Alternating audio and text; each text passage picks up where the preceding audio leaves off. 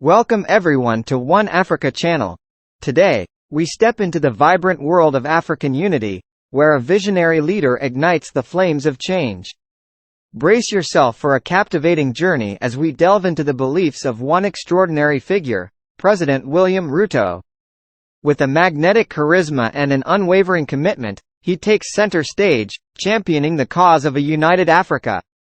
In this video we share his take on war in Ukraine, war in Sudan, Africa Security Council and multilateral organizations. War in Ukraine is affecting many aspects of our own economies, including fertilizer supply, commodity supplies that is now creating a huge crisis around food prices and commodity prices in a context where climate change has already exerted a lot of pressure in our economies this year, last year, the year before. And therefore, it is our belief that this war needs to stop.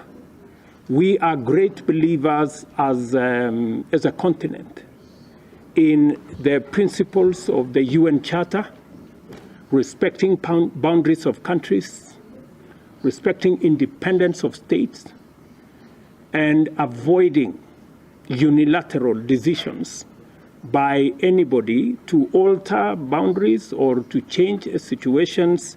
And therefore, it is our belief that our continent, we can also make a contribution in sorting out the challenge in Ukraine. I support the initiative by African heads of state to speak to provide alternative views, to give ideas on how we believe this war in Ukraine should be stopped, because it is affecting everybody, including those of us in this continent. We believe that what is going on in Sudan is senseless and must stop.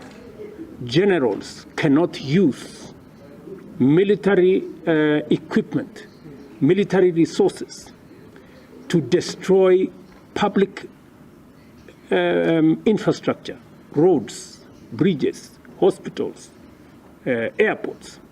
It is completely senseless, because these are properties that have been built by the sweat of African people. And military equipment, as I said, is not for the purpose of destroying public infrastructure. It's not for the purpose of destroying roads or hospitals or killing women or killing children. They are supposed to protect them. And it speaks to our own capacity as a continent to be able to tackle and handle this situation.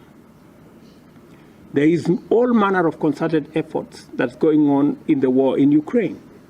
We do not have a similar situation by countries in our continent. We need to rethink the Peace and Security Committee. To what extent can it remain a passive, organization when children and women are going through hell in our own continent? We've been to US Africa. We have been to some other engagement with other countries. Now we have been invited for Russia-Africa summit.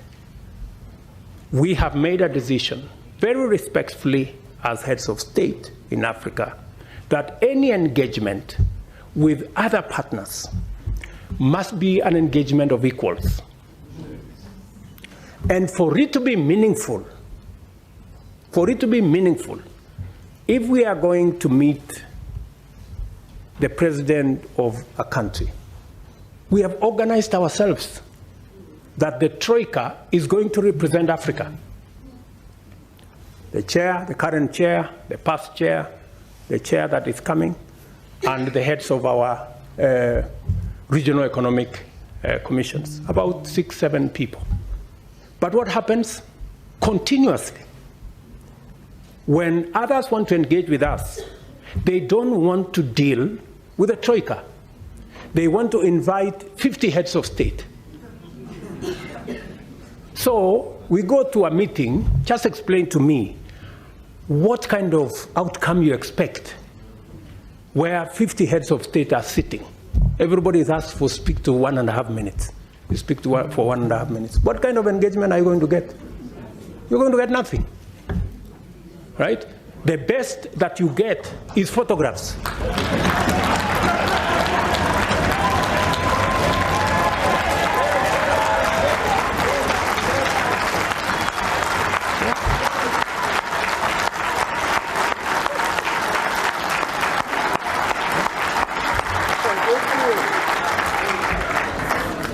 That's it.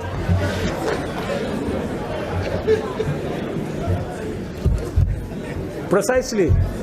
You get these photographs, they normally line us up somewhere, you know, crowd of 50 heads of state, you know, and that's all we come home with, you know, because there isn't time to engage.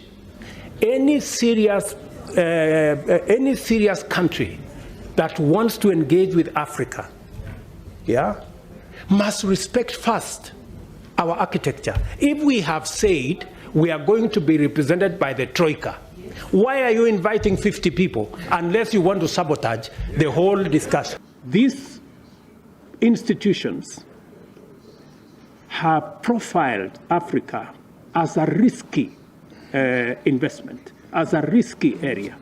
And as a result, they have made investments impossible in Africa, because no private person can invest in a place where international financial institutions have classified as risky. There must be mechanisms of de-risking investments in Africa. If at all they are risky, we believe they are not. There must be a new conversation about the international financial system, so that, and by the way, we are not asking for an international financial system that favors Africa. No, we are asking for one that is fair. And asking for an international financial system that is fair is not asking for too much. It is just asking for one that is fair, that treats Africa the way it treats others.